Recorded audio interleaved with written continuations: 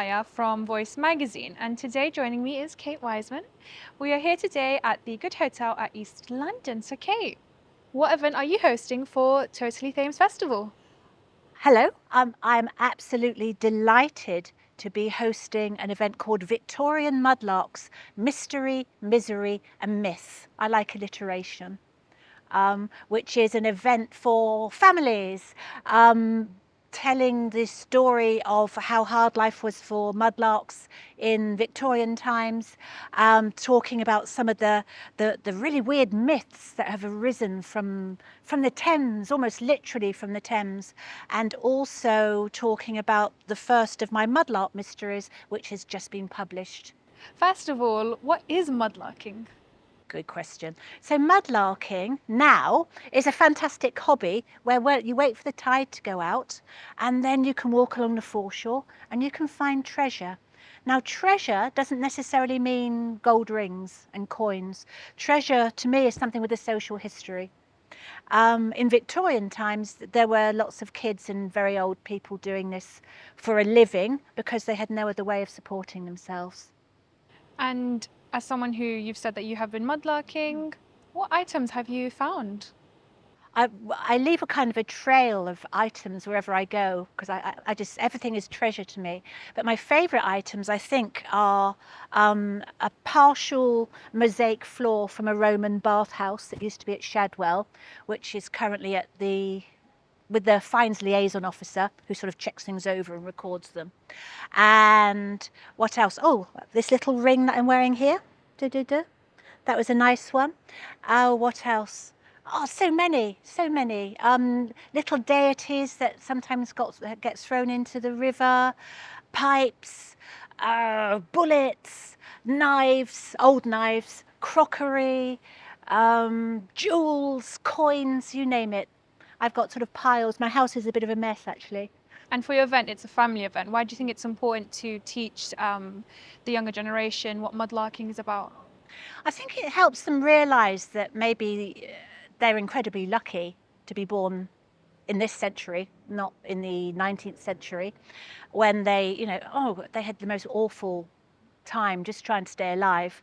I think it helps people to know where they came from and to know why, history has a kind of a knock-on effect, and we are where we are now sitting here because of events that have happened in history. And mystery, misery and myth, what can we know about those? Well, misery is to do with the conditions that the mainly kids who mudlarked in the Victorian times had to work in. They were pretty dire. I don't want to go into too much detail here, but it will be slightly disgusting, but safe, I promise. The myths are, so many myths have arisen from the Thames over the years, from feral pigs under the Hampstead sewers, who incidentally are the subject of the second Mudlark mystery, which is coming out next year, to the Angel of the Thames, Queen Rat, a giant rat who turns into a beautiful woman and chases toshers, who were mudlarks who work in the sewers. And she looks so beautiful, but you can tell that she's really Queen Rat because her eyes reflect light like a rat's do. And all these amazing stories. And the mystery will be to do with my mudlark mystery. And I think we're going to end up, there's a curse, in this book there's a curse in a witch bottle, which is like my #1 find, would be if I ever found one. They are really, really rare. So we're going to do a curse workshop. How rare is it to find items that have that kind of value? Oh, I don't actually, I might know one mudlark who's found one. They are rare as anything. Most mudlarks occasionally find something of huge value, well, of considerable value. But on an average day, you go along and you find things that to you are incredibly interesting and incredibly evocative, and that's their value, rather than, going to sell this at Christie's and make £1 million.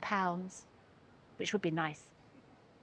And to some of our audiences who might be interested in, how would they become a mudlarker?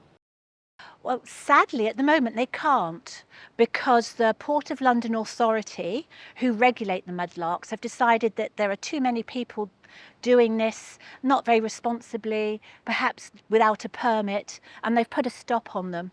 So the best thing they can do are come to events like mine and sort of live through those.